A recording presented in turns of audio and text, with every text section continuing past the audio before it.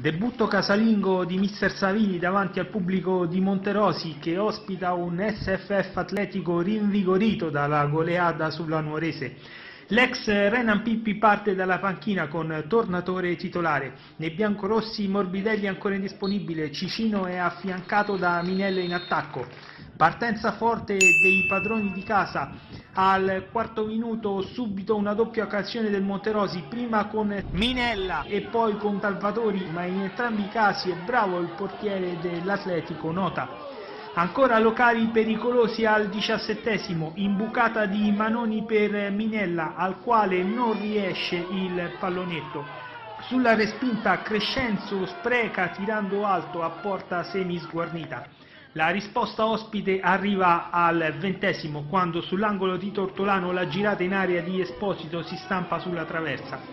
Alla mezz'ora ancora Atletico vicino al gol, traversone di Emma che pesca in area Tornatore, ma Cavalli distinto gli nega il gol. Grande intervento del portierino classe 99. Squadre a prendere un tè caldo sullo 0-0. Ad inizio ripresa Savini inserisce Tarantino e Palombi per Matrone e Crescenzo, mentre dopo 10 minuti Scudieri getta nella mischia Pompei e Formisano per Campanella e Marino. Al 15esimo anche il turno dell'ex tanto atteso Renan Pippi. 18esimo, clamorosa occasione per Minella che a tu per tu col portiere manca la coordinazione giusta per battere a rete. La risposta degli ospiti arriva al 30esimo che trovano il vantaggio.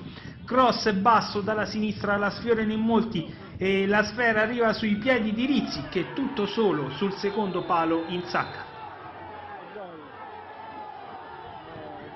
Al 35esimo Pompei prova a beffare il portiere avversario ma senza fortuna. Il Monterosi non riesce a trovare la via del gol e inutile forcing finale della squadra di Savini. La partita finisce senza ulteriori sussulti. Seconda vittoria consecutiva per la truppa di Scudieri che non perde il distacco da Rieti al Balonga. Quarto KO interno per il Monterosi che a secco per la terza domenica di fila conferma il suo mal di gol.